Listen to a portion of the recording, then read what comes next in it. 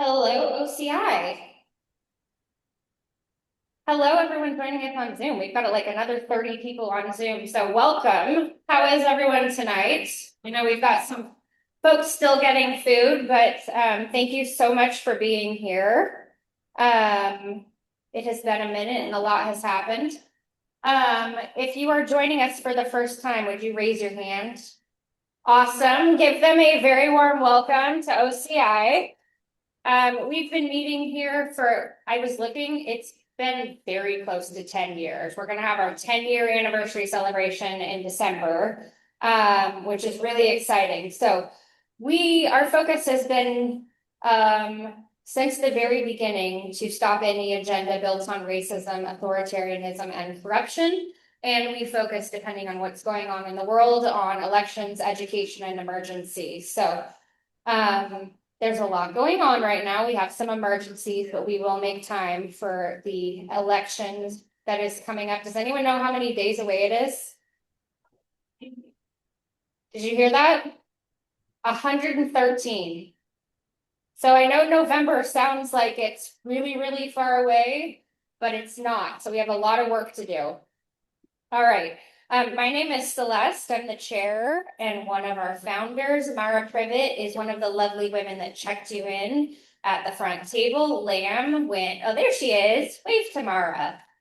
Thank you, Mara. Lamb, wave your hands. He's at the back. He's our comms director, and we'll be taking some photographs tonight. And then Mr. John Comiskey is right here. He is our political liaison. So thank you, everybody. Oh, we got a lot of people joining on Zoom. This is fun. Okay. I'm going to say what I say at the beginning of every meeting. In the very, very unlikely event that we have a disruption tonight, I ask that you remain seated, calm, and quiet until I provide you with instructions. If that instruction is something like we need to evacuate, please know that there is an exit over here, the one that most of you came in, and there's another exit through this door. That's also where the bathrooms are. We ask you not to engage with disruptors, and Mara and only Mara, not everyone in the room, will call 911. It really slows things down if we all try and do that job. All right, oops, I don't know why I can't see my mouse. All right. There it is. Okay. So the way that we've been doing things for the last long while is that we have this lovely link tree that I try and update several times a week. This is where you're going to find upcoming events, upcoming actions. I have a whole section dedicated to Ice Out Bay Area. I have a section on resources. I have a section of places we're currently donating to. And it's also your way to sign up for our newsletter and things like that. I know most of you have a smartphone. How many of you have gone to this link tree before? Excellent. How many of you would like to try tonight, just so we can make sure, because I know that we've never gone through this. So there's two ways to do it. You can point your camera at the QR code, which you will see a few places around the room, including right here. Or you can just type in linktr.ee/OC Indivisible, and it'll take you to our link tree. Now, make sure that you can do that because I'm going to have us do a very easy action tonight a little bit later. And you may also notice South Bay Swing Left, our sister organization who meets here on the fourth Monday of the month. They also have a link tree.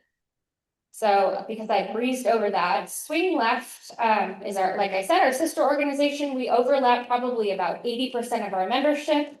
You will see Lisa or one of their folks from their leadership team up here on the stage in a couple weeks, and my team will be in the back supporting. So we highly encourage you, if you like what you see tonight, or if you hate listening to my voice, try again in 2 weeks, because there will be more fantastic content coming in another 2 weeks.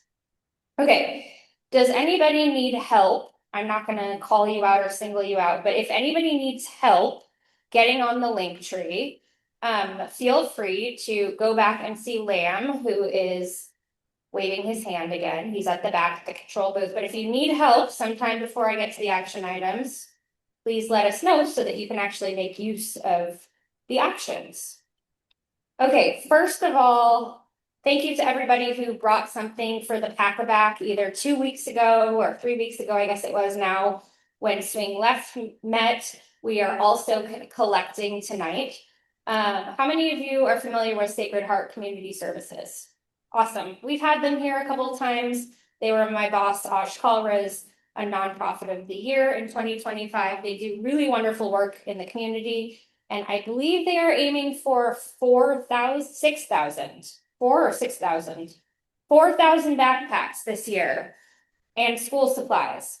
So we are collecting here tonight. If you brought supplies, they're back behind Lisa. If you want to wave your hand, Lisa. There you go. There's a table back there. You're welcome to drop it off. Also, I wanted to let you know my office in downtown San Jose is going to be collecting until July 17th. So until this Friday, we will be accepting donations at our office of backpacks, binders, pens, all of those good things.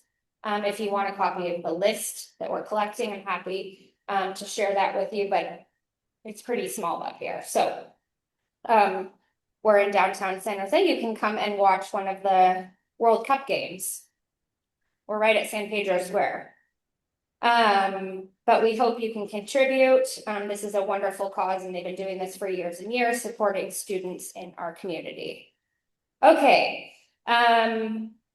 This is your first event that I'd like to highlight. So every Thursday at noon, we have a What's the Plan with Leah and Ezra. Leah and Ezra are the two founders of Indivisible, Big Indivisible, the executive directors, and they talk about what the latest news is, answer any questions about strategy and upcoming tactics to defeat what is going on. So this is a really uplifting way to get some really current information. Jessica, if you want to wave your hand, Jessica just volunteered this evening to be the person who will promise to watch it every week. You don't have to watch it live while it's happening, but unfortunately your leadership team can't be at every single thing. So she has kindly volunteered to watch either the live stream or the recording on YouTube and provide us with a brief update going forward of what we're hearing, because I think we forget sometimes what's happening in the Bay Area, California is not necessarily what's happening at indivisible groups all around the country. We're really lucky, frankly, to be able to even find a place to meet. So I highly recommend, though, they are really uplifting when we're talking about really hard subjects week after week. Okay, next, did anyone attend the Immigrant Justice Summer Call, the first one? Good news, I put it on the link tree. You can watch it later. Thank you. What did you think of it? It was good. Lots of great info. So they're doing a 3-part series, Indivisible. This second one is about getting in line, aligned with immigrant justice organizations in the community. We're really lucky because we've been working really closely with the organizations that are tackling the horrible crap that's happening down in Gilroy and up in Dublin and across the state.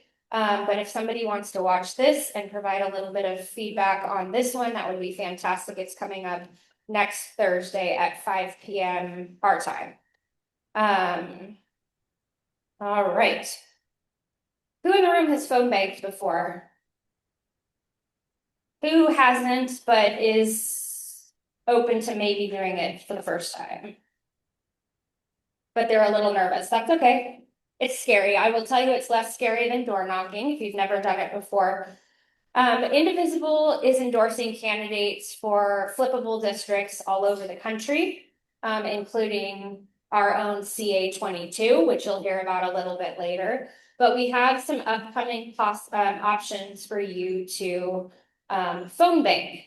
The cool thing about Indivisible phone banks is there's a training right at the beginning of each session. So all you need is your computer and your phone.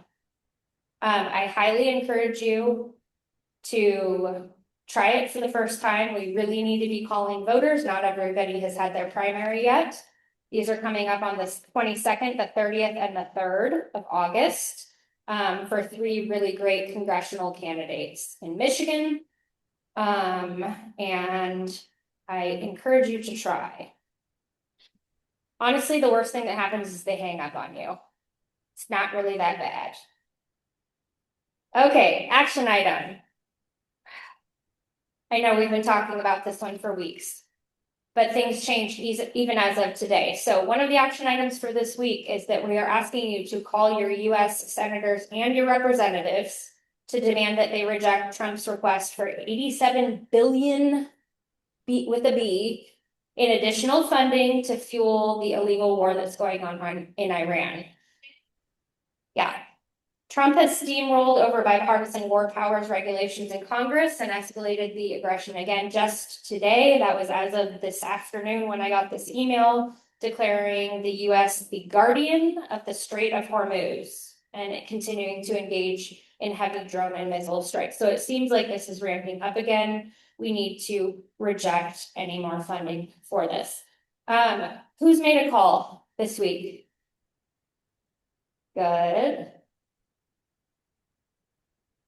I want to remind everybody that when we're making our phone calls, we want to be calling our own representatives, as appealing as it is to call and yell at Mitch McConnell or whoever.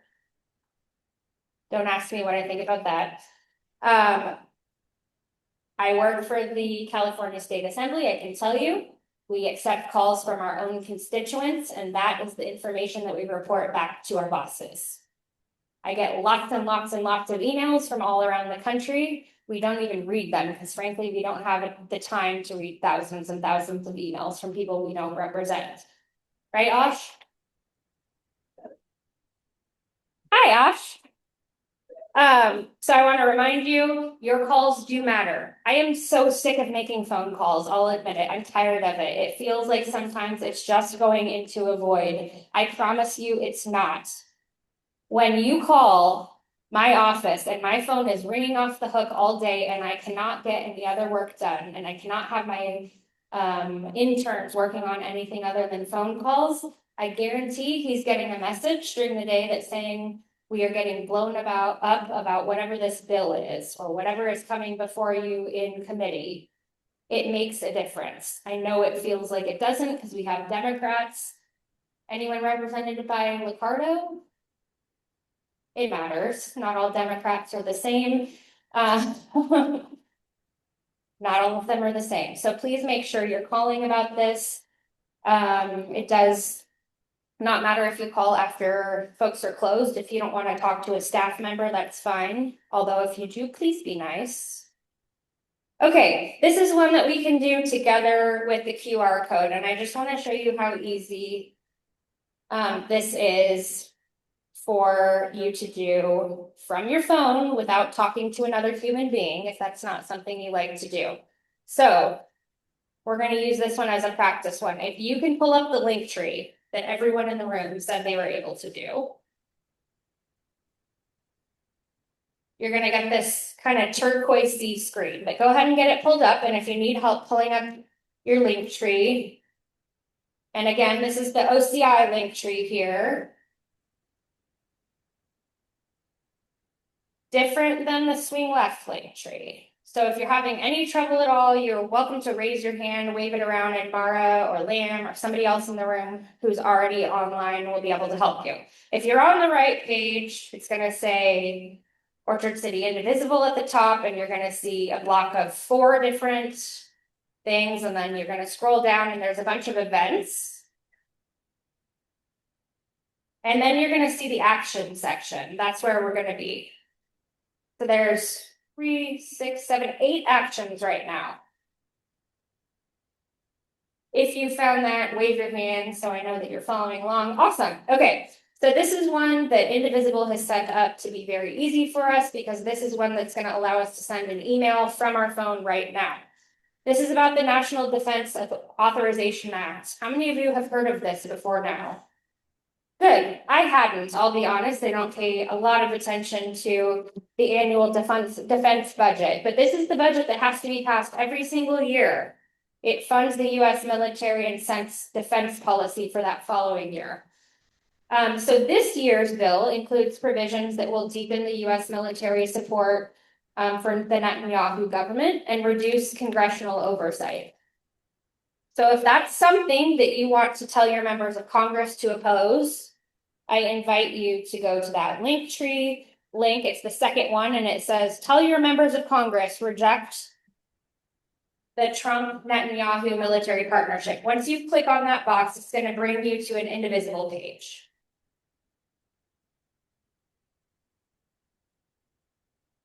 And then all you have to do is scroll down to the bottom of that. And it's going to give you a chance to send your email. So I'm going to do it while we're on the phone or while we're here together. Sorry.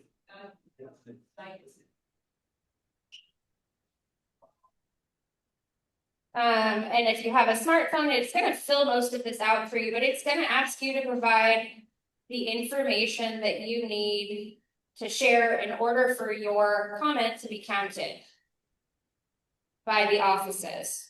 So your first and last name and your zip code.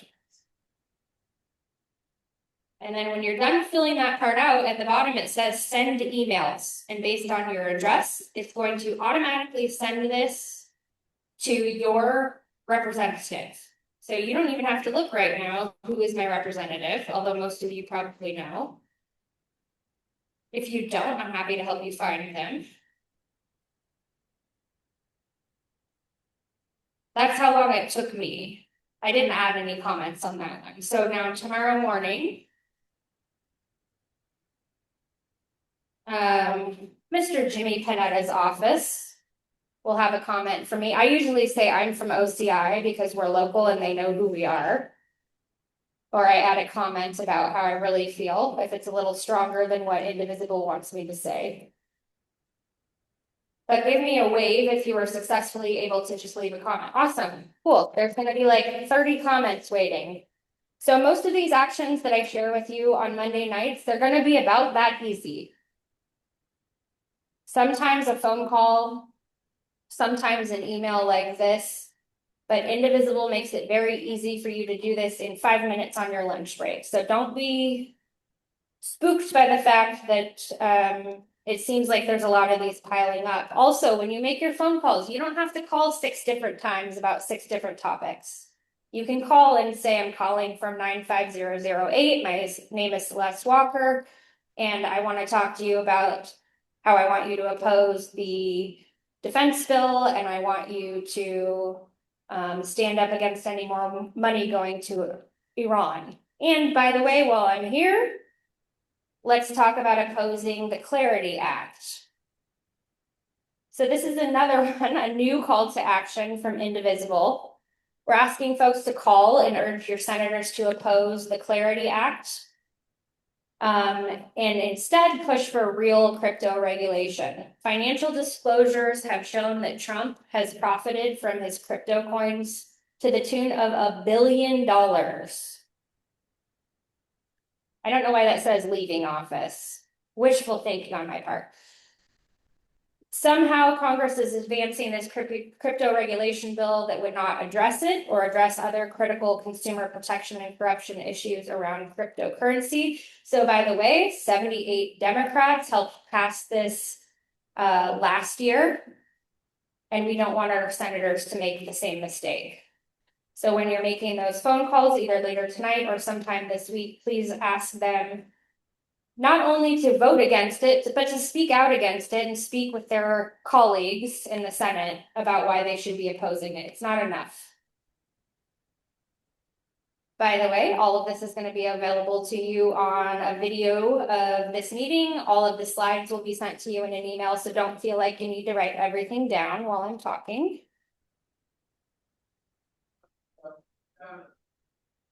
That's right. And my favorite trick, there are district offices all over the state of California for your 2 senators. Guess who doesn't get much love? Fresno. Call the Fresno office.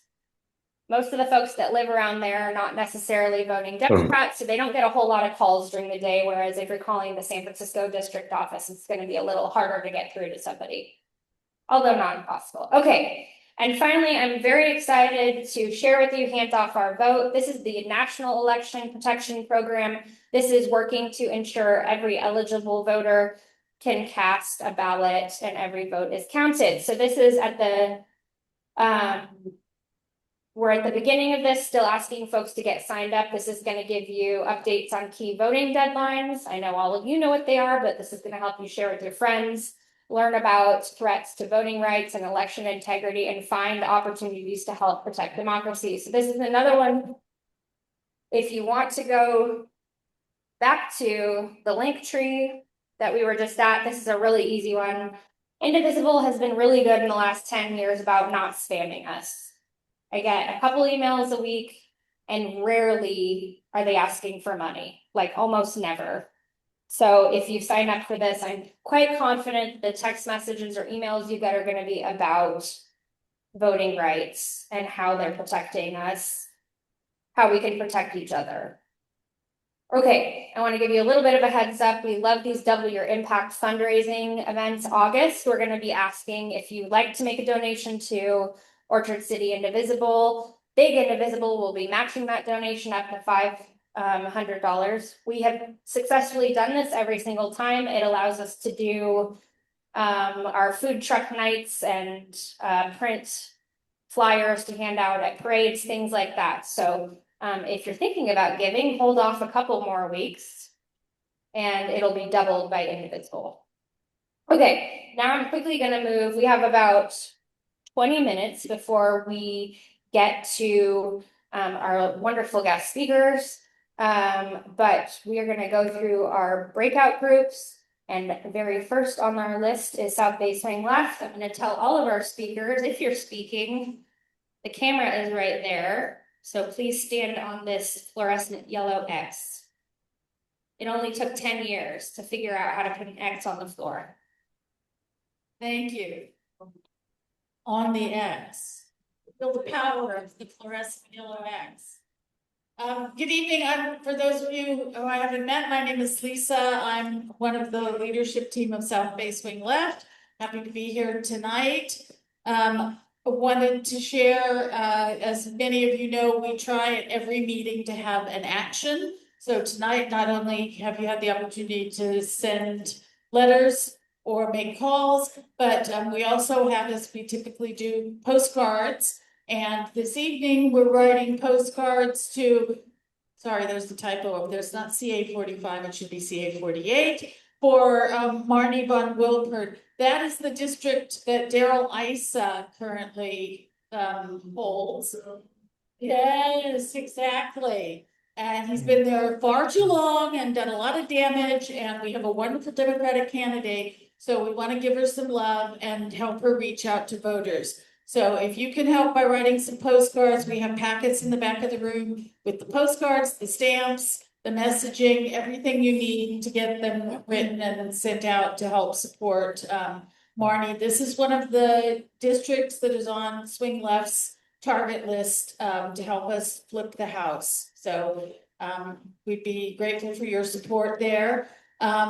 Next up, I want to send a big shout out to everybody who joined us in Los Banos on Saturday for our ground truth canvassing. Absolutely, they deserve a huge round of applause. We had a fantastic, our biggest group yet. Not all of them are in the pictures. We had a few who were camera shy. But we had a great group, and many of them are here tonight. If you have not tried canvassing specifically for ground truth, I urge you to give it a try. We talk to every voter. Every door we knock on, whomever we encounter, we have a conversation with. And we had some really meaningful and impactful conversations on Saturday with Democrats and independents and Republicans. We got some great feedback. There are a lot of Republicans are having, concerns about the direction of the country. So we're hopeful that, by November 3rd, they're going to consider carefully how they vote. But anyway, the ground truth canvassing is a great opportunity to actually listen and hear what people are concerned about and what they think about the direction of the country. And then we get to mention that they will be voting for a Democrat, their incumbent representative, Adam Gray, and that we hope we can count on their support for that. So our next canvas, as it says here, is on Saturday, August 8th. And you can register using the QR code or on our Linktree site, or come and see me or any of the leadership team if you have any questions. But we'd love to have an even bigger group in August. So, Paul? Yes, so Paul's saying, which I should have mentioned, if you're a first timer, we will absolutely pair you with an experienced canvasser. We will not send you out on your own. We go out in teams, and we always make sure that you're with somebody who has canvassed before for ground truth, and they can do all the talking, and you can just listen if you're more comfortable doing that. And when you feel confident and ready, then you can just jump in and take over the conversations yourself. So, and we have carpools. So you have company for the scenic drive over to Los Banos and back. And yeah, we try to make it as easy as possible. So I hope you'll join us.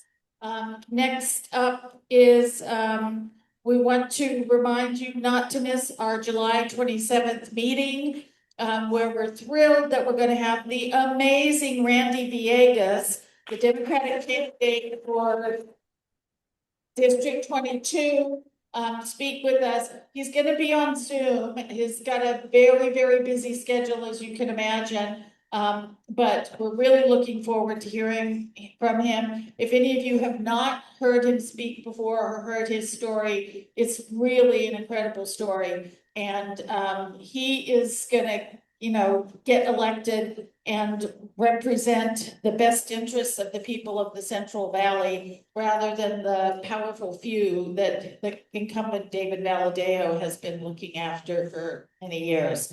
So yeah, would love to help him out. A few of us are going canvassing in Fresno on behalf of Randy on July 25th and 26th. And we'd love to have more people with us. Again, we will make sure you're paired with an experienced canvasser. We're gonna stay the night because it's a little bit of a long drive to just do it as a day trip. But if you like long drives and you want to just go Saturday or Sunday, you can do that too. So if you'd like more information about that, please come see me or check our Linktree site. And then next up is, as we talked about earlier this evening, 113 days until November 3rd. But that's until the last ballots get cast. People are going to be receiving their ballots 30 days before that. So it's not really 113 days. So we want to be sure that everybody is using those days well and making each of them count. We are facing some really strong headwinds in this election: voter suppression, voter intimidation, reshaped electoral maps, the Department of Justice purging voter rolls, and of course, the Republican Party and the Republican donors who have very deep pockets and are prepared to spend a lot of money on the races they don't want to lose. And this is one of them. They do not want to see this district flip. Randy refuses to accept any PAC money and corporate donations. So we need to support him with being on the ground and making sure that voters are aware of this race and support him and will turn out at election time. So if you can help with that, we'd love to see you there. Or for both this and ground truth, there are phone banks available. And phone banking is not, I know Celeste mentioned that, you know, it might not be the most exciting thing to do, but it's really not hard or not awful, especially now the technology is so amazing. And I found calling into rural areas, you get a much better response than calling into major metropolitan cities. So please consider that as well to support Randy. So next up, just a reminder to check our Linktree site for other events and activities. And then lastly, to finish on a lighter note, we're gonna take a break in August and let everybody relax a little bit and regroup and refresh. And we're gonna have a purely social gathering on August 24th for both Swing Left and OCI. We do this once a year, no business, no speakers. We just want to come together as a community, celebrate what we all share, and thank you all for everything you do to make our work possible. So we will provide the names. We'd be grateful if you'd consider, if you can, bringing a side dish or a dessert. We encourage you to bring friends and family, especially if they are not involved and not helping out with all of our work and might be interested in learning more about what we do. So please consider that. And what else? I think that's everything. it. Oh, it'll be at John Doerr Park, which is practically just up the road from here where we were last year. And because we're going to be outdoors, there won't be a Zoom link this time. So come in person, have some fun, relax, and get ready for the final push to November 3rd. Thank you. Thank you. Mimi, come on down. The video is in the immigration justice section. Give Mimi a hand. You.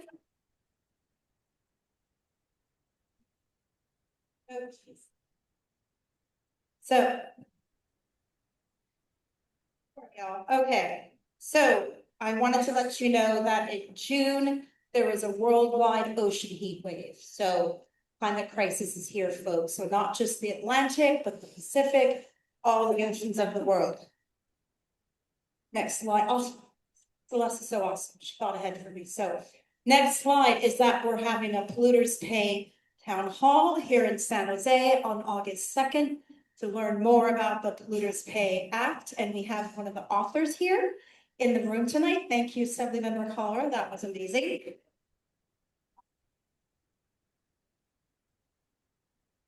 So we hope to see some of you there for that event. And then a very easy call to action with our friend and indivisible friend, Robert Reich, is to save public media. So I have some conservative family members. They're not so MAGA anymore, thank goodness. But they enjoy things like the Capitol Fourth. You know, they enjoy things on PBS and they are supporters. And we need to protect our public media. I reached out to Senator Padilla and he did write me back today on the really pretty letterhead. So I encourage all of you to do this, please, because as you all know, we, as organizers, we spend a lot of our time educating, and PBS is just so fantastic. I mean, Ken Burns, Sesame Street, who here grew up with Sesame Street, the extras here represent, yeah. So Big Bird, all that, kids, right? Many folks' kids have grown up with it too, and that's it. So I'm happy to end on a light note. Take care, everyone. Thank you. All right, Mary Ann is here. Give Mary Ann, head of our LGBTQIA+ group, a very warm welcome. Thank you guys for having me. My name is Mary Ann. My pronouns are she, her, and you guys know every month I just come and do a few slides talking about some things that happened that we're happy about, some things that are sad or didn't go our way, and then a little bit of education and a call to action.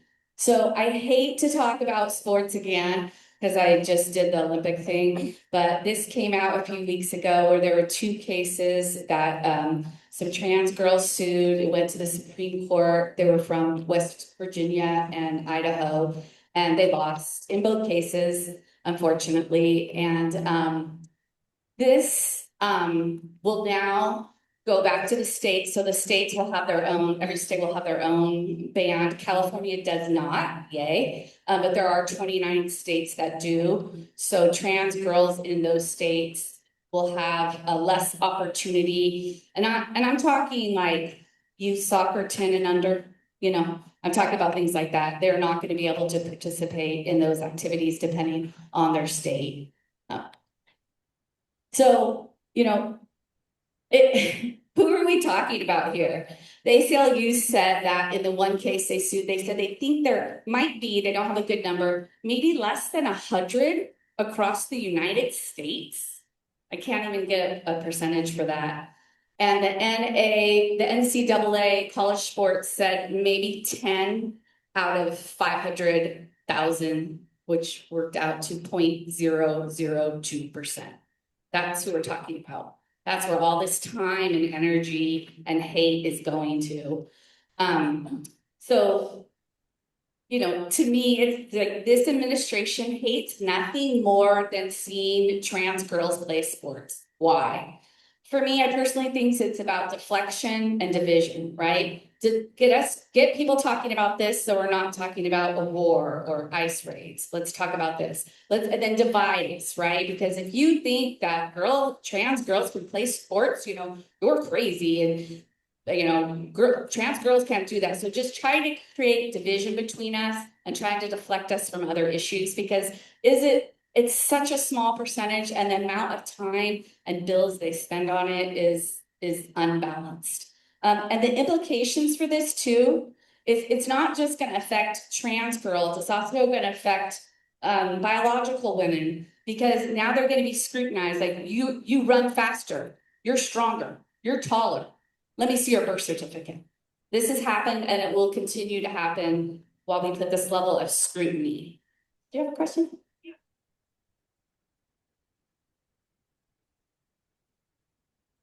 Exactly. Exactly. I assume so, yeah. And also, when you think about that, when it's just applying trans girls, it's kind of misogynist, right? If you think about it, like, they're not worried about trans boys. They're worried about trans girls, which is someone who is now transitioned to be a woman, born a boy, transitioned to be a woman, girl. So just the scrutiny that young girls are going to have to face is going to increase because of this. So what I wanted to say is I'm no expert on this, but a lot of people refer to the HBO John Oliver This Week Tonight. He did a really good segment all on trans in sports. And so I would encourage you to look at that, because he did a lot of study. He showed a lot of studies, and he interviewed a lot of people, and it's a very complicated subject with a lot of nuances. So he explains it pretty well. And oh my goodness, so small. But the good is that the California budget, the LGBTQ community kind of got what they wanted for this budget. And this is going to help with transition related care, healthcare providers. And there's going to be a segment in there to protect Californians from probably lack of funds we're going to get from the federal government. So that was very exciting that we got that. Happy to be in California.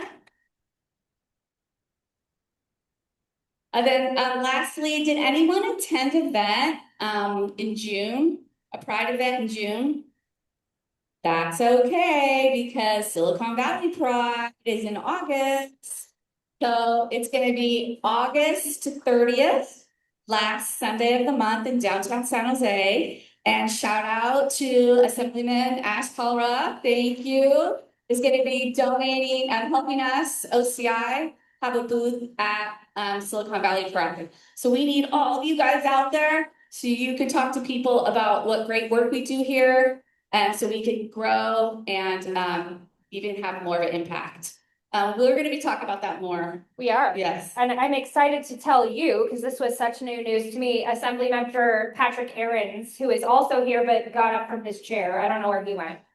But he will also be joining us. Excellent. So we hope to have a huge contingent in the Pride Parade, and then we will definitely be looking for folks to help us staff the booth. There's a really fun night festival that takes place if nighttime is more your thing to volunteer. So 2 days, and yeah, we'll be taking sign-ups soon. All right. Awesome. Thank you guys so much.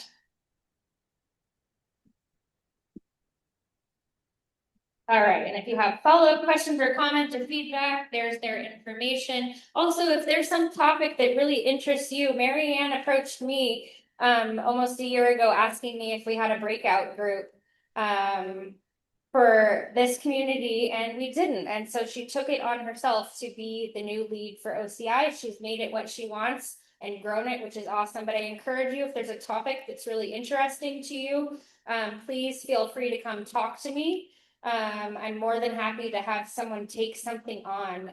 So we have updates on all the many areas of work that we do. And Mr. John Comiskey from Avalanche is here to tell us about the next OCI meeting. Give him a round of applause.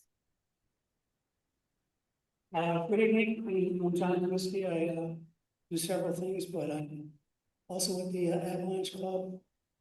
And the Dean Club that I belong to has discontinued their operations, but this is one of the things they did that was really great, and I didn't want to see it stop.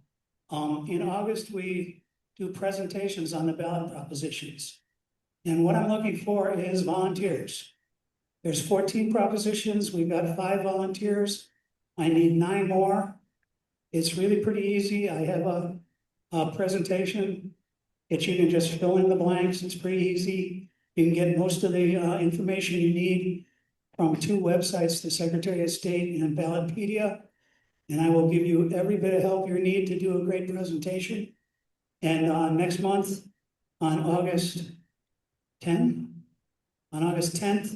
you'll get up here and you'll get the microphone for 5 minutes and present your proposition. And at the end, you get to make a recommendation that will then go to the members of Avalanche for endorsement. So it's power. Grab the power when you can. Thank you, John. Let's get one more slide. I will volunteer. That leaves us with needing 8 volunteers. I see a couple more volunteers. What? Awesome. Okay. We've got more over here. Okay, we're almost there. So if we can get all. You get a proposition. Awesome. Send an email to me at that address, and I'll give you everything you need in a nice, neat package. Or come up or come up to us after. Yeah, come up to us after. Communications for candidates on Thursday. I had 12 people at the last one. That was my biggest crowd ever. I've got 14 signups. We can top the biggest crowd ever. You can sign up at this URL or the QR code. It's a presentation for first-time candidates, second-time candidates who didn't make it last time, anybody that wants to be on staff, or if you're just curious about how it all works. And the purpose is to help these candidates put together a message and learn how to get it out to people.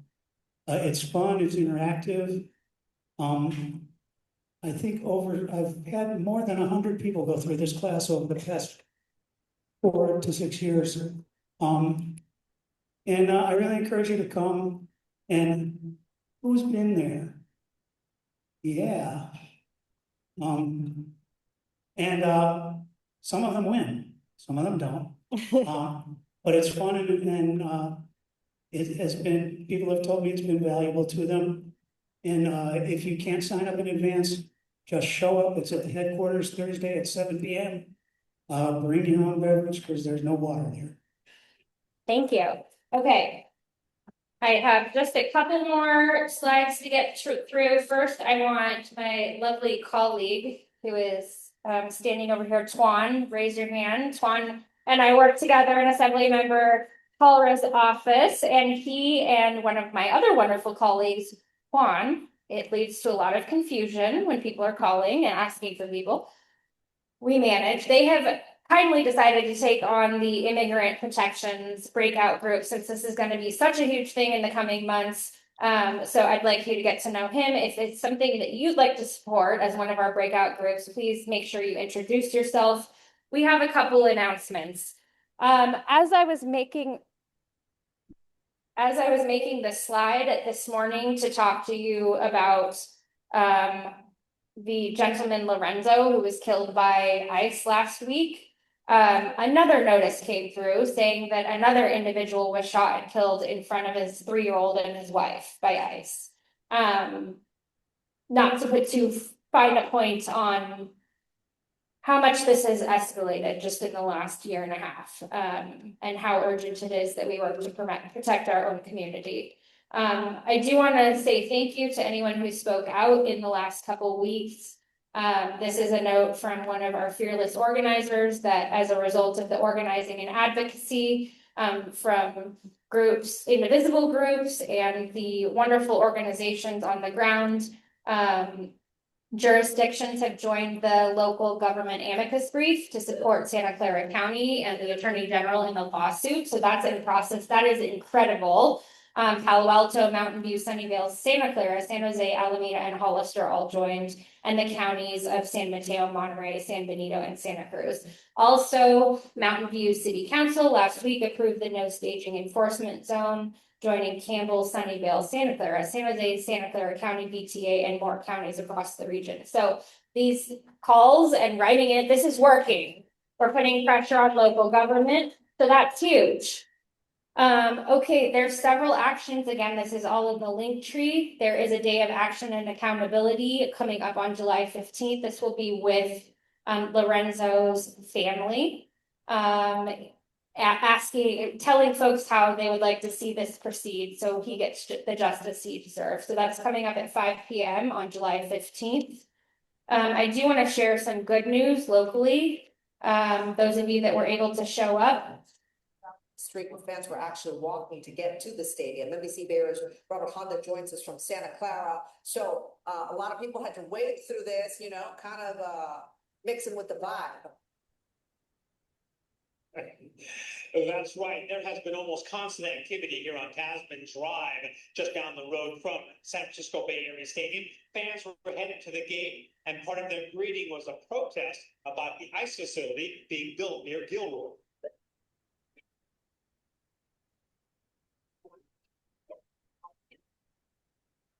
That was what fans heard getting off light rail trains as they made their way to the stadium. The Ice Out of the Bay Coalition staged their protest here to voice their opposition to the ice facility being constructed near Gilroy. They say blueprints indicate the building includes a detention and processing center. The state, Santa Clara County, and numerous cities are also trying to stop the project, and protesters are supporting those efforts. They said the World Cup is the perfect stage for their message.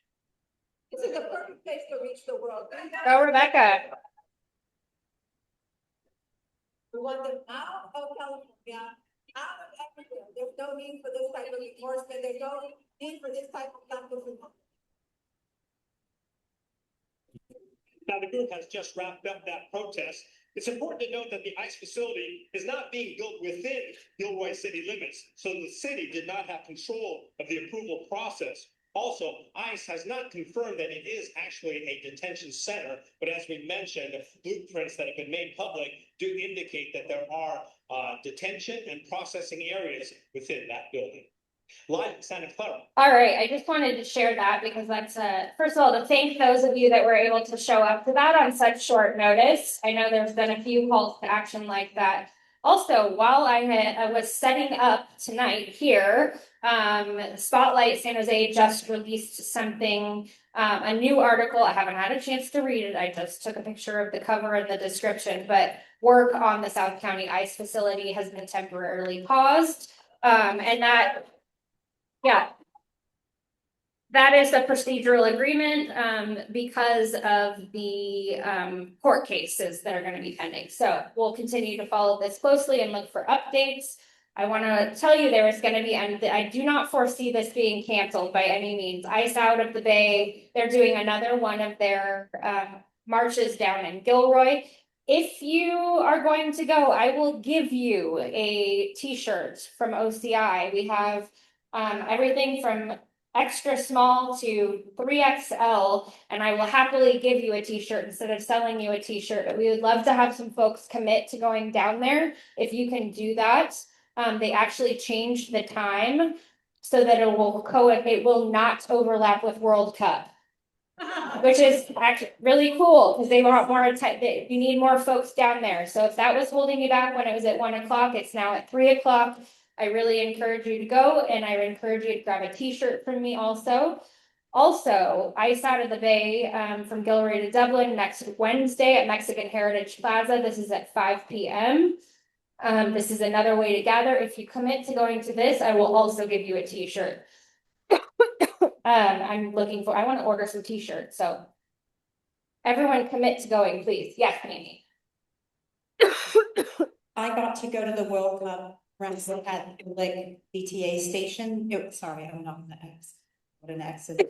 And it was really awesome. And we chatted a bit with the cops and they let us parade right in front of the stadium. And so that was really awesome. The Gandy team was awesome. So, and we're seeing this in other places around the country that the local cops are really kind of fed up with lice as well. So, hope to see you all there. I call them that so I don't get, zucked by Zuckerberg. So forget lice.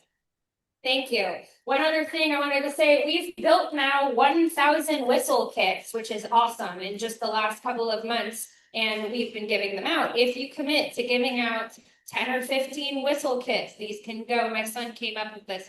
Schools, libraries, churches, protests and gatherings. If you want to walk around one of the watch parties and hand out whistle kits, community centers, businesses, churches, coffee shops. If you commit to taking either the ones that are specific to Santa Clara County, these include the Know Your Rights cards, the number to call the Rapid Response Network, and the whistle, or the Northern California ones, which are also fantastic because they have all of the Northern California counties on them. So if you're traveling at all this summer, like up to Tahoe, those can be put in a little free library, for example. Yeah. They are in English and Spanish, and we also have Santa Clara County ones in Vietnamese and English. So please, if you take some, take a t-shirt too. Okay, because we're running short on time before our speakers here. If you're interested in seeing how much this is impacting folks all over the country, I cannot remember which organization shared this today, but this is a live or as real time as it can possibly be way to track ICE raids throughout the country. It was astounding to me. I checked my own county. There are over 1,200 folks in active cases in Santa Cruz County, where I live, including dozens in the last 2 weeks. So I was really surprised, even following this issue closely, with how many more folks this is actually impacting than we might be hearing about on the news. So I encourage you to check that out. That's on the link tree also. Okay, very quickly, member announcements. We have an announcement from Jessica. Come on down, and then we're going to move to our speakers. If you want to talk during the meeting, you need to send me an email ahead of time. This was one sent by Stateswind South Bay. There's going to be an event co-hosted this Saturday with some folks running for Iowa SD 21. If you want to find out more about that, you can check out their website. And I'm going to hand it to Jessica for a few minutes to update us on. Take it away. Hello, everyone. So my name is Jessica Matthew, and I am here to give us a little update on the fundraiser for the Avila family who are living in Gaza. Just quick introduction for me. I've been a long-time community organizer. I am mainly with Silicon Valley DSA, which I was the co-chair of the chapter, as well as worked on many campaigns and got the support of quite a few elected, including Mr. Kalra here. But for the past few years, I've been studying sociology at UC Berkeley. We haven't been quite as active. Anyway, so I come to you to talk to a family of 7 who are currently still living in Gaza. They are verified and vetted by Operation Olive Branch, GoFundMe itself. And I've personally known them for about 10 months now. They're a mom, a dad, 1 son, and 4 daughters. About 8 months ago, they needed help with managing their GoFundMe. So that's how I got into managing their fundraiser. So this family has somehow survived the genocide up until this point, mainly through their own resilience and resourcefulness. But in order to continue to survive in the changing conditions and the worsening conditions in Gaza, they will need a lot of help still. When I first started talking to them, they lived in a tent as their home. And then also their home was bombed pretty early after October 7th, 2023. So they lived in a tent after that. But through our donation, so we've raised close to $19,000 for this family over the past few months, which is incredible. Through those donations, they have managed to find a house in one of the buildings that are still standing in Gaza. There's, by the way, 95% of the buildings in Gaza are destroyed. So they were able to find a building. It has a landlord, of course, but they have an apartment. They have a roof over their head, and that's huge. As most of us already know in this room, staying housed is really important, and it's actually cheaper for people and healthier for people to stay housed as opposed to going back and forth, you know, from houseless to having a roof over their head. So their rent is $600 a month, if you could believe that. And then also through our help, I mean, other things that we've done, the father was able to fully heal from a surgery that he had to have during this when his leg was crushed by some debris that fell from a building that was bombed. So through our donations, we were able to get him a walker to help him while he was learning to walk again. Also, months of physical therapy appointments. So he is actually able to walk on his own now. We've also been able to get them the meds that they've needed. They've been obviously fed. They've been able to get clean water. And so to kind of give you guys a little bit of the situation, it's dire. I can't stress that enough. There is no running water. There is no electricity. There is no sewer system. There is no trash collection. It is about as bad as it could possibly be. There's reports that now the tents, like who are basically tent cities at this point, are infested with rats because there's just nothing they can do about the trash and sewage. They're also being infested with mosquitoes. It's just, yeah, it's awful. So they, like, I have up here some of their expenses. This is their monthly expenses. So rent is $600, food and water, about $100 to $200 per person. Food is extraordinarily expensive, extraordinarily expensive. It's hard to even really put into words. I was telling someone earlier, a meal that would have cost $3 pre-2023 is $25, $30 and up. Yeah, it's awful. No aid has gotten into Gaza. So since the situation in Iran started, the borders have been closed. And so for those who may not know, I'm pretty sure all of you already know, but just as a reminder, nobody is allowed to leave Gaza. They are stuck in Gaza. There's no way out. So anyone that is there is stuck there. They're not letting them leave.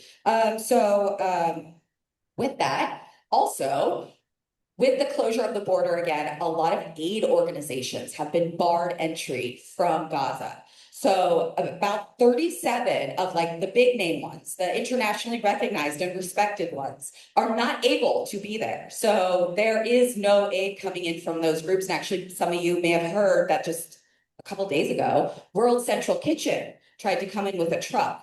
And they killed the driver, and they attacked, you know, the other workers that were there. So that's the situation. So again, this family has been vetted and verified. All your donations are protected by GoFundMe as well. If you wanted to do the QR code, if you could just go back real quick. If you can, everybody could take a second to pull out their phone and just maybe pull up the QR code if you have your phone with you.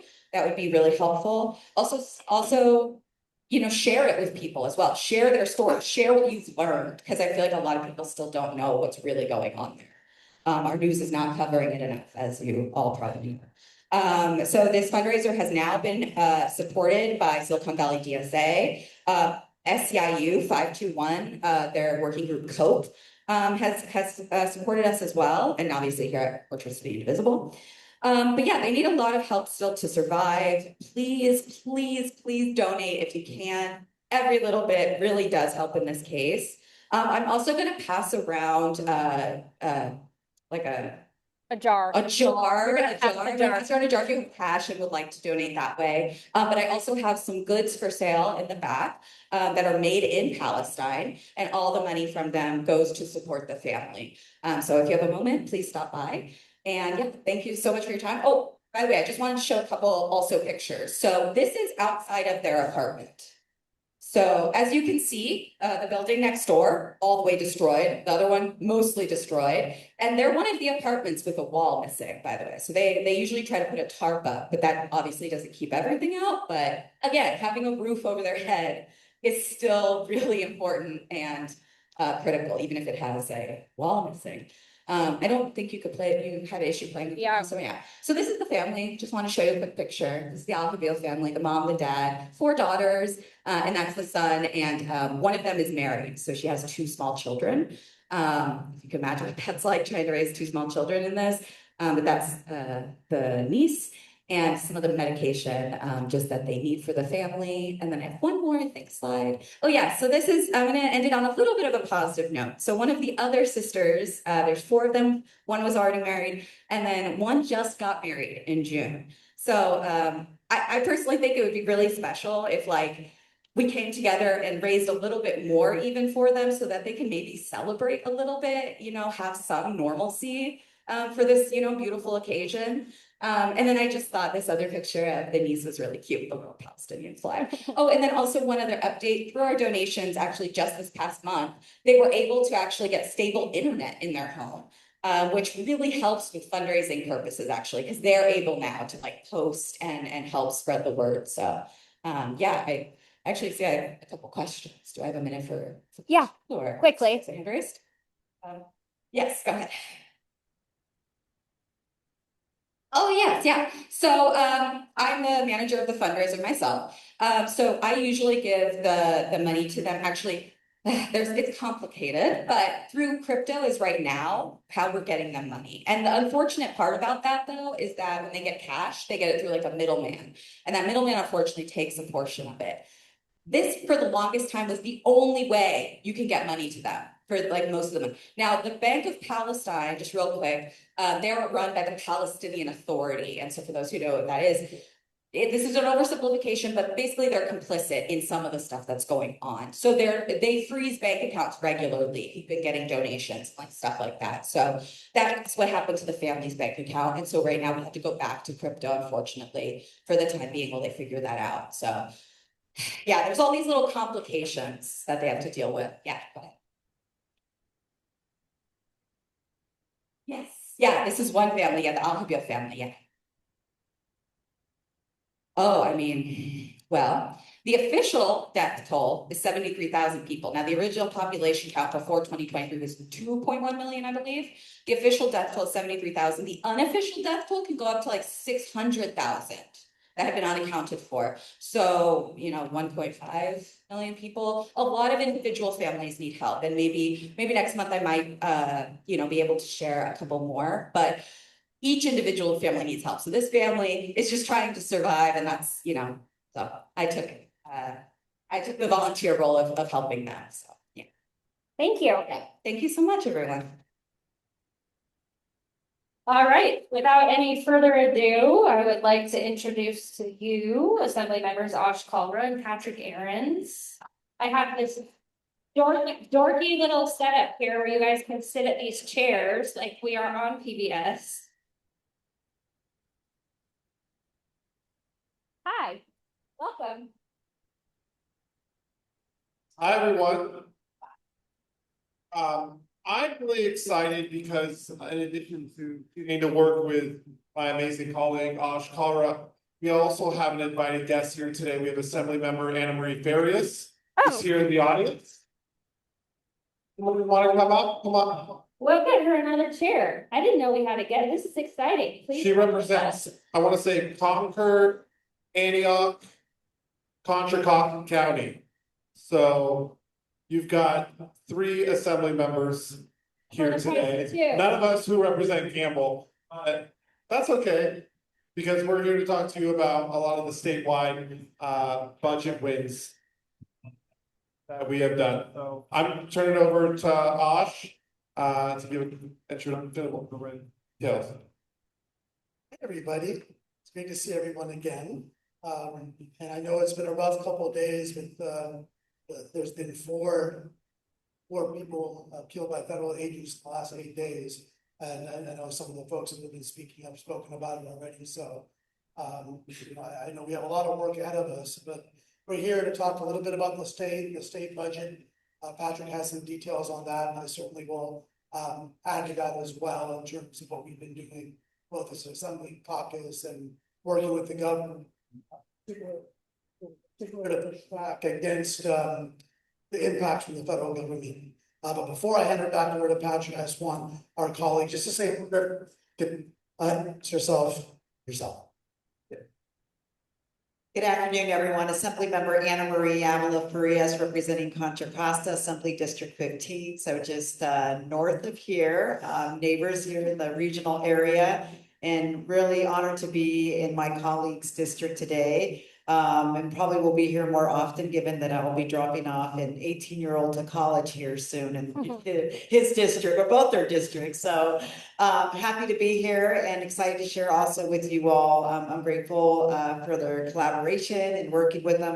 You guys have really great representation in Sacramento with these two. So I'm honored to be here in their neighborhood and to be here with you all. Thank you so much, and I'm gonna hand it back over to Patrick, who's been an amazing colleague. A lot of you already knew him for the work that he's been doing for many, many years, but as an assembly member, he's really risen to the occasion. And certainly when it comes to the budget, in particular protecting resources for healthcare, he's been a champion in Sacramento. All right, thank you. Let's get started.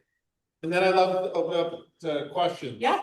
All right, so as many of you know who've been following, we have been in quite an unprecedented year. This past month, we have voted on and passed the largest state budget in the history of California. I think we officially passed a $351 billion state budget that has increased dramatically. And so one of the things that I've learned as a freshman with Anamarie Farias in my class and getting to have Osh Kalra as a mentor is don't let anyone ever tell you that there's no money. We are operating on deficits. Yes, we need to fully fund education, environment. There are so many things that we need to be working on, but we've increased by $100 billion our state budget in roughly 10 to 15 years. $100 billion more we are spending in this past stage budget than we ever have. So there's always money in this budget. It is just depending on what we are prioritizing, what we are spending it on, what we are funding. And that is really the devil in the details. As a member of the budget committee and as someone who's worked with Osh, with Anamarie on this budget, you will be surprised that even in difficult economic circumstances, that there's money to be funded. And so one particular win that I want to highlight that the three of us advocated and secured is many, many cuts from HR 1, from the big, nasty, ugly bill that was passed by the Trump-controlled Congress, was backfilling a lot of those federal cuts. We can't print money like the federal government, but we have taken historic steps that we have never done in the state of California. In particular, our public hospital system, where we advocated in this budget that just passed $250 million for public hospitals so that they do not close and we maintain. Why is that important? Because we have morality, but also because if these public hospitals fail, it just puts stressors on wherever else you are getting your healthcare. It fills up the emergency rooms. It fills up the already distressed hospitals. It's vital and essential that the whole ecosystem is maintained and supported. And Santa Clara County is unique in that, which is why I'm proud to be appointed to serve on the Health Committee and the Budget Committee as we begin to tackle these issues. But that would have not happened if it wasn't for Osh and Anamarie and us banding together to say, we can't fund all of the cuts coming down, but we have to prioritize healthcare. We have to prioritize it. And so I'm really proud to work with my colleagues in that regard. Additionally, I just want to highlight, I know that Celeste mentioned this already, but halting the ICE facility in Gilroy would not have happened without Santa Clara County's partnership and without the extra money that we voted on going to Attorney General Rob Bonta. These are extraordinary lawsuits. As you know, California has led the nation on suing the federal government and halting, whether it be the construction and we're, by the way, as Celeste mentioned, we're not out of the woods yet, but they would have not halted construction if the state and the county and so many of others protested, got letters of support from other cities, added on to the amicus brief, and halted this. That is extra funding that we gave to the Attorney General to go do. In fact, one of the very first things that Anamarie and Osh and I voted on when we got elected a year and a half ago was getting 50 million extra dollars to AG Bonta to ramp up and hire as many lawyers as possible and defend so many of our voting rights, our education funding, and our cuts coming. So it's important to highlight that with the budget wins because it is about as much as we are doing and passing laws as much as what we are preventing from happening. We are preventing as much shit as we can right now. It's difficult, but we are laser focused on that right now. And so additionally, we've gotten other huge historic wins. As many of you know, what has been a huge priority of Osh and me and the Silicon Valley delegation, along with Anamarie, is our childcare. We have successfully advocated for huge budget allocation to protect IHSS and protect our childcare slots. We need to add more than was promised. And we need to continue that. But we unlock childcare, we unlock affordable childcare, we literally unlock the entire economy. It helps with reducing crime, reducing domestic violence, more independence for women's rights and autonomy. It helps support our small businesses. It allows people to go back to work if they wanted, or better education systems. It literally helps with everything. And so we need to talk about that, and men, frankly, need to talk more about childcare. And so I'm proud to work again with my colleagues on fighting for an increased amount of IHSS funding, because that's also critically important. Now I want to pass it over to Osh to go into a few more details before we wrap it up, but we'd love to also answer any questions that you may have. Thank you. Yeah, I think that really gave a good sense of what we've been up against. And on just on one point, so I chair a judiciary committee in the assembly, so to Patrick's point of not just getting money through the AG's office, but getting money to our city attorneys and county council, our county council, Tony LaPresti, David Chu, San Francisco County Council were very active in advocating for more resources. Last year, I was able to work with them, and we were able to collectively get the $6 million more for San Francisco, LA, and Santa Clara County. And the result is what we're seeing, these lawsuits. In fact, Trump's first administration, the first county to sue Trump was Santa Clara County. And reached the leadership, but they need forces to do it. They're strapped as well, especially now with the healthcare cuts. And when Patrick's talking about how we stood up and we pushed for more resources of healthcare, it's not just back against Trump, pushing back against Trump, quite honestly. The governor's May budget revise, we pushed back against that.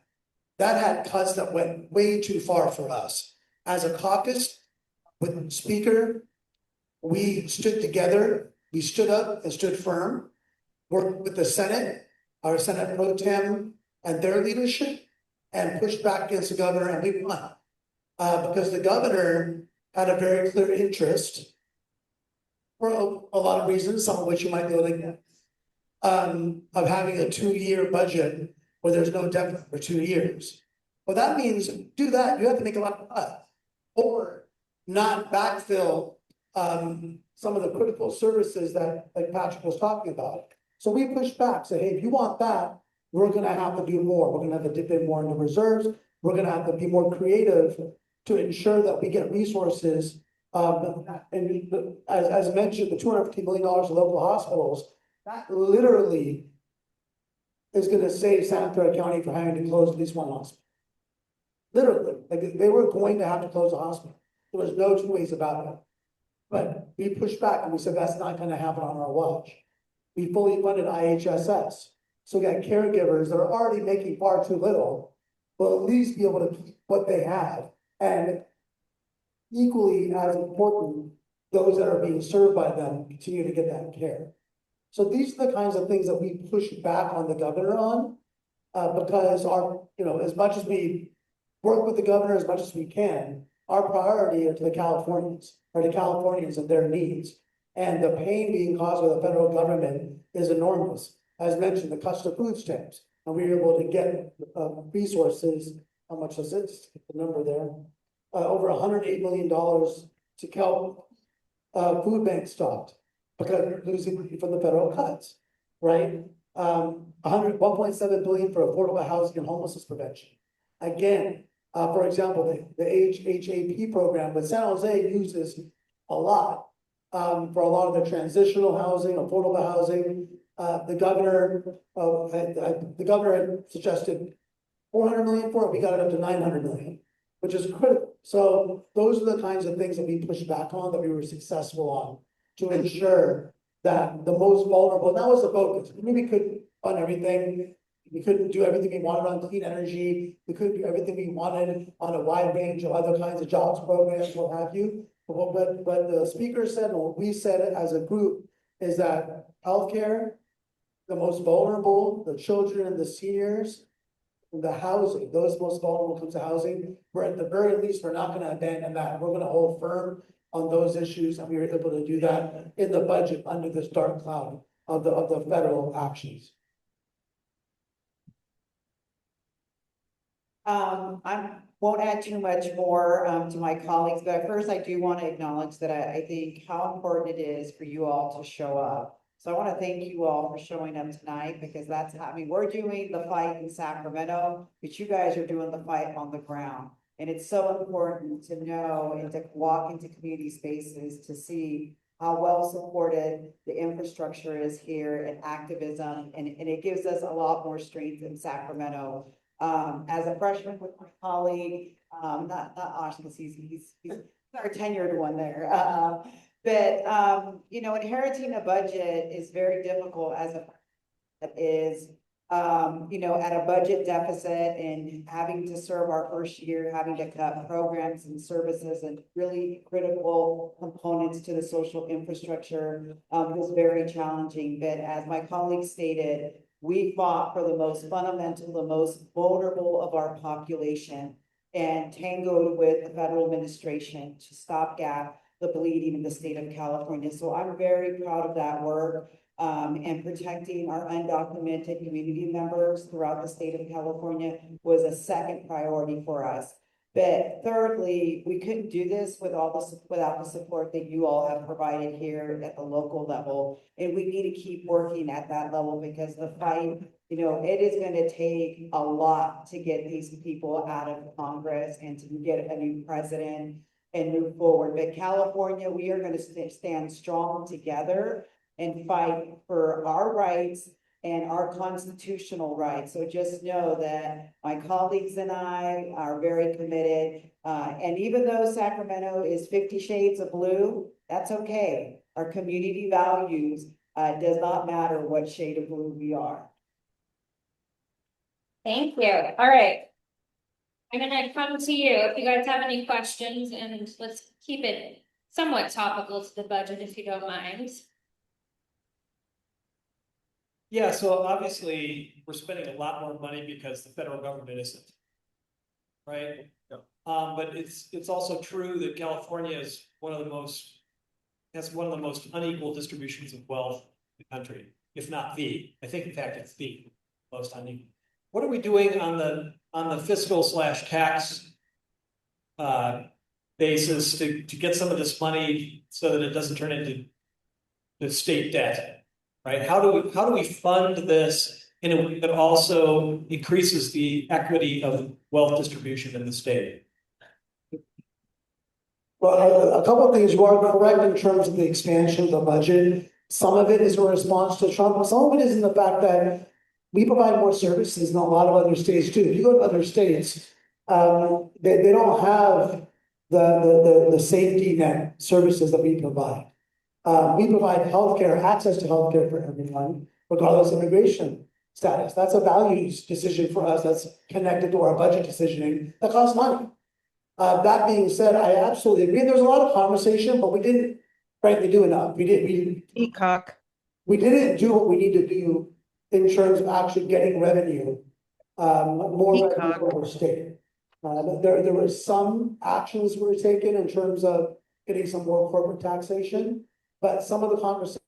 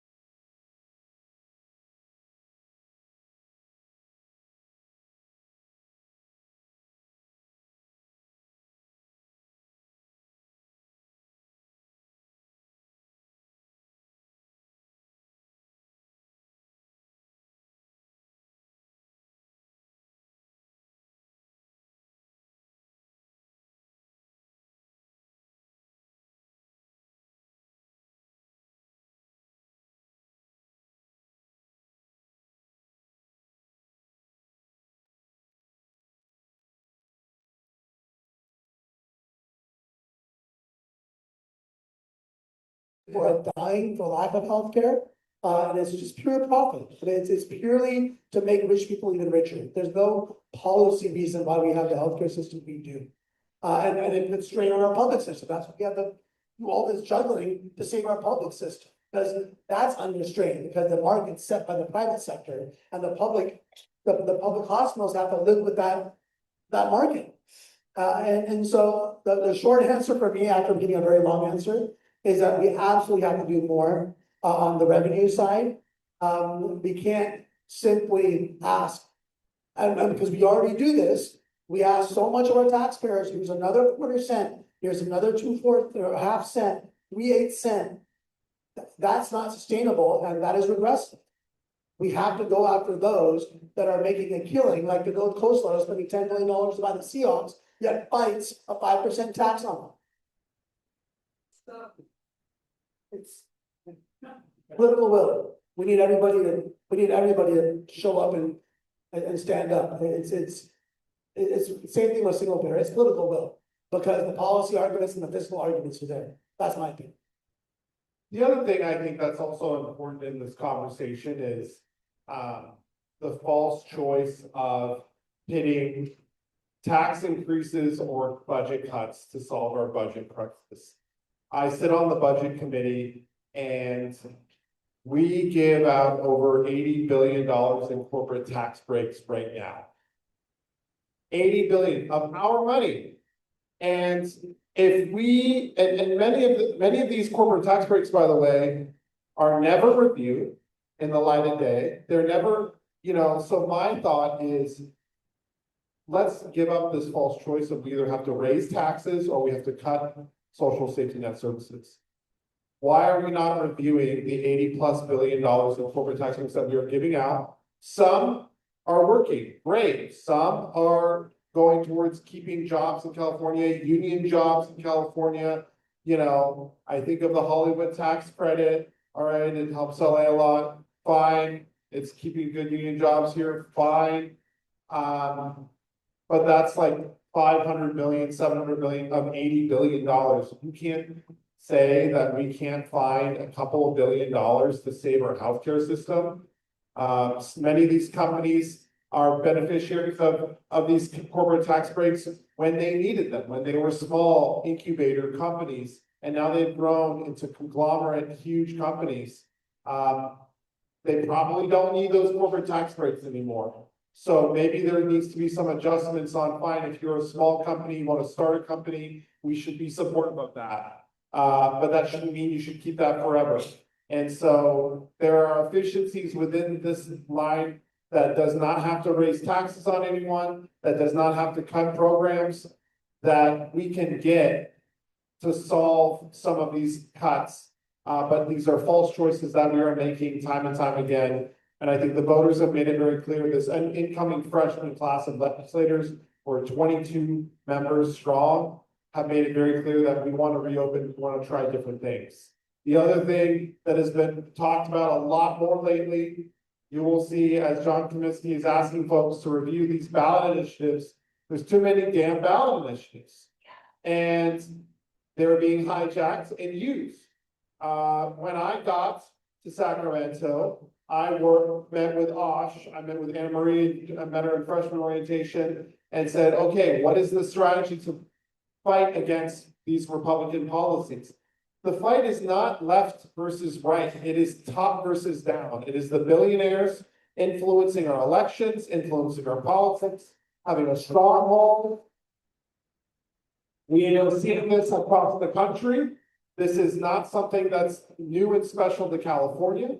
But if we do not get a grip on understanding who we are fighting for and who we are fighting against, we are not going to be successful. Doesn't matter how many Democrats you elect. And so we need to be laser focused on that. As Osh said, we can't keep going back. I was a huge proponent of Measure A to save our public hospitals. I was the first legislator born at our public hospital system. It is a lifeline. But we can't keep fighting and presenting this false narrative about what we are against, what we are up against in these budget conversations in our politics, from the federal government to the state government. We have very real and consequential decisions, and we are at an inflection point. If we don't organize and understand who we are up against, then there's no way we're going to be able to have these budget conversations to really fight and to answer your question, to really understand how to find that relief and be successful. Okay, next question. Thank you. My name is Elaine Peterson, and I agree with you about the ballot initiatives. I've gone through them, and they just one contradicts another all over the place. It's tough to make sense of them.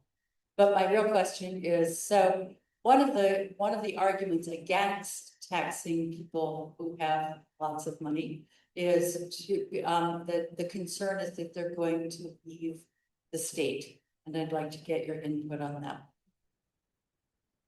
Well, I think first of all, I'm one of the, I don't, I'm not going to speak for everybody, but I support, because it's on the ballot, I support the 5% tax on billionaires, because the reality is the amount of money that we would get from that is more than those current billionaires would be paid in taxes over the next 25 years, because they just don't pay taxes. And so, but that being said, I don't think that's a perfect tax. I don't think that's the way you set up a tax to actually get the wealthy to pay their own fair share. I think there's different ways to do it. And I think you can go after gross receipts tax, you can go after, other kinds of profit taking, when they're actually selling their shares and selling their stocks. But I do think that there are ways, if you're creative. I agree, first of all, that it would be better if it was federally done. But that being said, look, I think that there's this, we have so many billionaires in California, more than anywhere in the world. The suggestion that they're all just going to get up and leave because of a 2% tax or a 1% tax, it's not necessarily realistic. I think that there are creative ways to tax billionaires. You can tax their profit that's gained within the state. We have the largest market in the world. They're not going to stop selling in our market or making profit in our market. There's plenty of ways to do it. But at the end of the day, we have been told for decades, don't tax the rich because they're job creators. It's BS. They don't take that money and create jobs. If they do take that money, they lay people off. The people that create jobs are the middle class and the working class, because we pump our money back into the economy. And so I don't know what this kind of obsession is with protecting billionaires is. The only thing now that they have more than they had 10 years ago is an enormous political power, because we've opened up the floodgates to political money. And that's very scary. But that being said, there's no reason why we can't ask more of the wealthiest people on earth to help people from starving. We shouldn't have a single unhoused person in the wealthiest region, in the wealthiest state, in the wealthiest country on earth. We should have a single homeless person. We should have a single person. How people we need? We have thousands. We have people, we have tens of thousands in our country that are dying every year because they don't have health care. We have hundreds dying in our streets in Santa Clara County they don't have a roof over their head. So I'm frankly, I get tired of the protectionism of these millionaires. I get they own all the media, so that's all we get is the fear mongering. Oh, if we do this, oh no, we're gonna lose, money and time. It's all BS. Look at macroeconomics, it's all BS. It's all fear mongering, and if a few of them wanna leave California because we're gonna tax them, let them leave. I think we should tax all super millionaires. Anyone that has $50 million in assets or more, they should all be taxed. They're not all gonna leave, their wealth has gone from 10 billion to 100 billion in 3 or 4 years. And so to suggest that somehow they're gonna be hurting by taxing them 3 or 4, 5%, it's ludicrous to me. And I get animated about this because the amount of pain and suffering caused by them is just, is beyond. I want to respect all y'all's time, so I'm gonna do one more question here. In less than 6 months, we're gonna have a brand new government. It's likely to be Javier Becerra, based on the latest polling.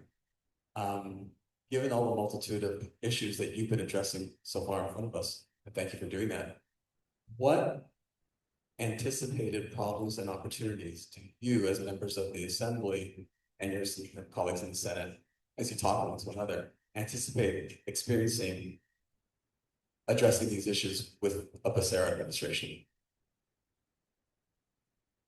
Well, I think it, like you just said, it presents opportunities and challenges. First and foremost, we're getting, a first new governor for the first time in 8 or so years, and that's going to present opportunities whereby there are major structural issues with healthcare, with our education funding, with so much of what we talked about that has really been, the current governor feels very strongly about and pretty set in his ways on his positions. And we have not frankly, been able to vote against and fight against the status quo because of the governor's position on a lot of these issues. Many we've made great strides in, others we have disagreed strenuously on. So this presents a new opportunity for a new governor to actually want to fix these problems. Doesn't look like, Javier wants to run for higher office after this, although I won't hold my breath based on all the 80-year-olds who control the country. It presents an opportunity. Great, you're not going to run for higher office after this. Let's actually fix California then. Let's actually make hard decisions. And let's actually look at the $351 billion budget and stop saying we don't have money for this, and that, and make difficult choices that is not going to make everyone happy, but is actually going to fix healthcare, that's actually going to fix education, that's actually going to fix criminal justice. And we can do so by investing in the immediate needs of the state, while also making sure that we're fully funding our climate goals. One of the most frustrating things that I found in the state legislature is we all like to clap and say, "Yay, we voted on climate initiatives with zero money attached to it, but we voted on it, but we voted on climate goals." No, that's bullshit. You guys should be more angry at that and not celebrate that we put on a piece of paper that our climate goals are in some piece of paper for us to ignore. If it's not attached to money, then you're getting fooled. I'm telling you, you are getting fooled. It is not attached to actual money because it doesn't mean anything. We will fly past our goals long term if we don't fully fund. We need to talk to the governor about that. We also have an opportunity, I will say rather boldly as a freshman, to reassert our authority as a co-equal branch of government. The executive branch the executive branches in this country have gotten too powerful. The presidency under Democrats and Republicans, the governor under Democrats and Republicans have led the conversation. I do not want a coalition of all of my constituents who demand action on climate change, on education, on healthcare to actually be fixed and worked on, and have just one person in California saying, no, we're not going to do that. We are a co-equal branch of government. We have not used veto overrides and since before I was born. If we feel that strongly enough, and you all feel that strongly enough that you organize and write petitions and demand that we do something, we should be able to put our hands up and say, sorry, the governor doesn't want it. So now it's dead. That's not acceptable for you all. It's not acceptable for me. And I don't wanna go and leave my house every week and go to Sacramento and live in Sacramento. My God, I have to live in Sacramento for half the year. And be turned down 12 years from now and say, I put my name on a piece of paper and I added my name to a petition for 12 years, but nothing ever actually got accomplished. And that is because we need to be bold. We need to act with a sense of urgency, and it's inconvenient, but we need to say no to other branches of government if it means actually making meaningful effort to work with. And we will absolutely work with Javier Becerra. I believe our values align in a lot of different things. But we also gotta be real and get real about the things that we're not gonna agree on everything, and we have to prepare ourselves to say, what are we gonna fight like hell to protect and work on? And it shouldn't matter who stands in our way to try and get done for the people that we're fighting for. I will just also add that just because we have only one Democrat in the race, that we should not be sitting back. I mean, this is a very real governor's race, right? Because we know the threat of infusion of money from out of state. So please do not be complacent in this governor's race and be very active in getting Secretary Javier Becerra. I am personally very excited as someone who supported him. I think it is time we need the grownups in the room. We need his experience in the legislature. And I think he's gonna be that steady hand that we need, not only as legislators, but also the 30+ years that he brings, knowing California and also being in Congress. And I know he's gonna have the ability to fight back and push back on the Trump administration. And so, but again, we need to get him there. The fight's not over yet, and it's really important. And then going back to some other points that you guys were making in regards to just the economics of California, please do not forget, we never have enough resources in the state of California. We can try to drum up all these ideas of who to tax and not tax. We need to focus on public education. Public education is not producing the outcomes that we need, because we all know that public education, our education, is the key to breaking cycles of poverty. And our children are graduating high school with the inability to read and do math, and therefore we are thrusting them into real world poverty situations. And we will never have enough taxpayer base to keep taking care of poverty. So let's be preventative and invest in our children, so our children have a bright future of economic prosperity. So please remember to put the political pressure on our legislators about fixing public education. And I'll just end with talking about our hopeful Governor Becerra. A couple of things. One, first of all, he fought Trump in the first administration very successfully, and not with bluster, but with action. I was in the assembly when he was suing the administration with great success and saved us literally hundreds of billions of dollars, and more importantly, stood up for our values. The other thing is that I went to DC a couple iterations ago of CalCare and met with his staff when he was head of Health Human Services. I met with his team that led the Medicare waiver program, and they did an excellent job of really educating me and my staff on the process of how you would get a Medicare waiver for single payer healthcare. So he is more knowledgeable than any governor we've had on how we can actually get single payer healthcare done. So I'm very excited about talking to him in greater detail about that. But also he's expressed an interest in doing more on rent and the issue of the high rents in our state, which I'm also very excited to hear more and see what else we can do with them. And finally, I'll just say this: his leadership style is very different than Gavin Newsom, and I say that as a high compliment. Because Governor Newsom, certainly we've done some really good, important things with them, but it can be really challenging to work with the administration in terms of cohesiveness. That sometimes feel, as Patrick was saying, like we're kind of butting heads, or we don't feel we're on the same team all the time. I don't think we'll get that with the Governor Becerra. I think with the Governor Becerra, it'll be much more collaborative, and that gives us great opportunity to work on things we haven't been able to before.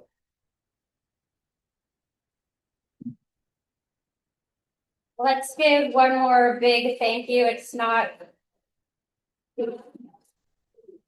not many opportunities to be in a room with three fantastic legislators. So we really appreciate you guys being here on your summer recess. And as a reminder, if you want a free t-shirt, you can come up and talk to me and either take a big handful of whistle kits or commit to going to one of the Ice Out events in the coming few days. So thank you all so much for being here. Thank you to everybody who joined us online. We will see you back in this room in 2 weeks for South Bay Swing Left, and keep making those calls and sending those letters. Thank you guys. Yeah. You're welcome. Absolutely. Please take as many as you'd like and take as many as you want.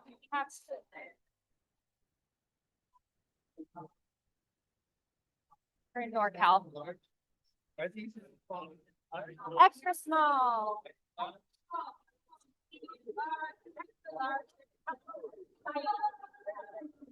Go and you get a t-shirt.